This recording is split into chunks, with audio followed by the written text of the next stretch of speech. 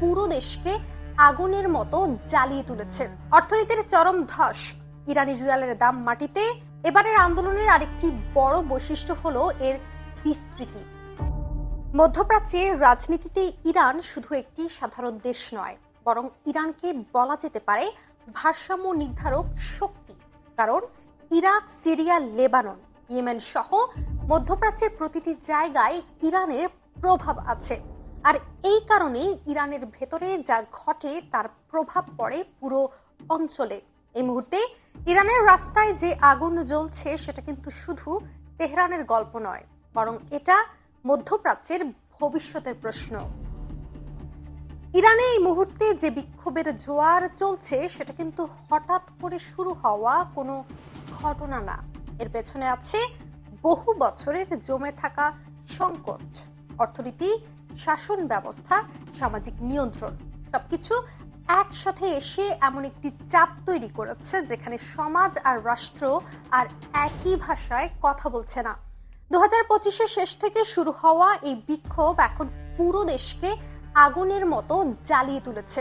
কিন্তু কথা হচ্ছে, বিক্ষোভের এই আগুন কি ইরানের সর্বোচ্চ নেতা আয়াতুল্লাহ আল খামেনির সিংহাসন শেষমেশ পুড়িয়ে দেবে? এই আন্দোলনের সূত্রপাত কিভাবে? শুরুটা আসলে হয়েছিল অর্থনীতি দিয়ে। 2025 সালের শেষ দিকে ইরানের অর্থনৈতিক বাস্তবতা এমন জায়গায় পৌঁছায় যেখানে সাধারণ মানুষের জীবনে হিসাব আর মিলছিল না। তেহরানের গ্র্যান্ড বাজারে ব্যবসায়ীরা দোকানপাট বন্ধ করে রাস্তায় নামেন। কারণটা সোজা, অর্থনীতির চরম ধস, ইরানি রিয়ালের দাম মাটিতে, মুদ্রাস্ফীতি 40% ছাড়িয়ে, খাবার জ্বালানির দাম আকাশ ছোঁয়া। প্রথমে এটা অর্থনৈতিক প্রতিবাদ থাকলেও খুব তাড়াতাড়ি এটা রূপ নেয় রাজনৈতিক বিদ্রোহে, এমনকি স্লোগানও বদলে গেল, ডেথ টু খামেনি, রেজিমি চেঞ্জ। কিন্তু কেন? কারণ এই ক্ষোভটা জমেছিল বহু বছর ধরে।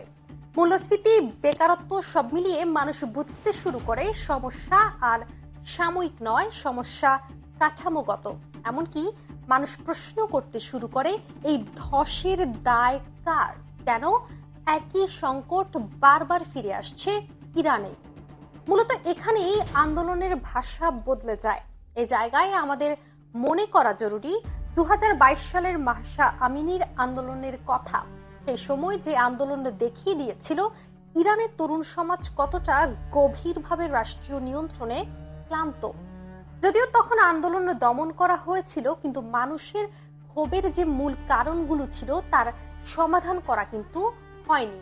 এখন বর্তমানে ইরানের এই অর্থনৈতিক সংকট সেই পুরনো ক্ষোভের উপর আবার নতুন করেই যেন আগুন ঢালছে। তাই এবার জনগণের ক্ষোভ সরাসরি ক্ষমতার কেন্দ্রে। এটা কিন্তু খুব গুরুত্বপূর্ণ পরিবর্তন, কারণ ইতিহাস বলে যখন জনগণের ক্ষোভ ব্যবস্থা থেকে সরে ব্যক্তির দিকে যায় তখন শাসনের ভিত্তিও নড়বড়ে হয়ে যায়। এবারের আন্দোলনের আরেকটি বড় বৈশিষ্ট্য হলো এর বিস্তৃতি। এবার আর শুধু তেহরানে নয়, বরং ইরানের 31টা প্রদেশের প্রায় 200টা শহরে লক্ষ লক্ষ মানুষ রাস্তায়। তরুণ, নারী, শ্রমিক, ছাত্র সবাই।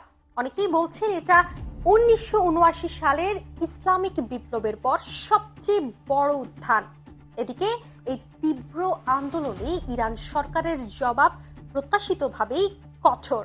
জানুয়ারির শুরু থেকে ইন্টারনেট ব্ল্যাকআউট, লাইভ গুলি, টিয়ার গ্যাস। মানবাধিকার গ্রুপগুলো বলছে এখন পর্যন্ত 2 থেকে 2.5 হাজারের বেশি মানুষ মারা গেছে, হাজার হাজার গ্রেফতার। বিশ্লেষকরা বলছেন স্বল্প মেয়াদে ইরান সরকারের এই কৌশল কাজ করতে পারে, কিন্তু দীর্ঘমেয়াদে এর একটা বড় মূল্য দিতে হবে। কারণ ভয় দেখিয়ে নিয়ন্ত্রণ আনা গেলেও আস্থা ফেরানো অসম্ভব। এখন আসি মূল প্রশ্নে। এসব কিছুর মধ্যে বারবার যে প্রশ্নটি উঠছে তা হলো, খামেনির পতন কি সত্যিই হবে? 3 দশকের বেশি সময় ধরে তিনি ইরানের ক্ষমতার প্রতীক। তার হাতে অর্থনীতি, বিদেশ নীতি, নিরাপত্তা সবকিছু। অথচ মানুষ এখন তাকে সরাসরি দায়ী করছে। স্লোগানে তার নাম, তার ছবি পোড়ানো হচ্ছে। তাই বিশ্লেষকরাও বলছেন এবারের আন্দোলনটা কিছুটা অন্যরকম। এমনকি নিরাপত্তা বাহিনীতেও ফাটল ধরতে শুরু করেছে। আর যদি এমনটাই হতে থাকে এবং বড় অংশের সেনা বিক্ষোভে যোগ দেয়, তাহলে পতন অবশ্যম্ভাবী। কেউ কেউ বলছেন 2026-এর মধ্যে রেজিমের পতন সম্ভব, কিন্তু অনেকেই বলছেন রেজিম এখনো শক্তিশালী, আইআরজিসি তার পাশে আছে। ফলে মানুষের ক্ষোভ এখন আর বিমূর্ত কোনো সিস্টেমের বিরুদ্ধে নয়, বরং আস্তে আস্তে তার রূপ নিচ্ছে খামেনির বিরুদ্ধে। অন্যদিকে ইরানের এই সংকটের মাঝে মার্কিন প্রেসিডেন্ট ডোনাল্ড ট্রাম্প সুযোগটা কাজে লাগাচ্ছেন খুব ভালোভাবেই। তিনি ইরানের অভ্যন্তরীণ অস্থিরতাকে ব্যবহার করছেন চাপ বাড়ানোর হাতিয়ার হিসেবে। কূটনৈতিক ভাষা নয়, বরং সরাসরি শক্ত অবস্থান নিয়েছেন তিনি। স্যাংশন, হুমকি এবং প্রকাশ্য সমর্থনের ইঙ্গিত, যা বিক্ষোভকারীদের মনোবল বাড়াচ্ছে।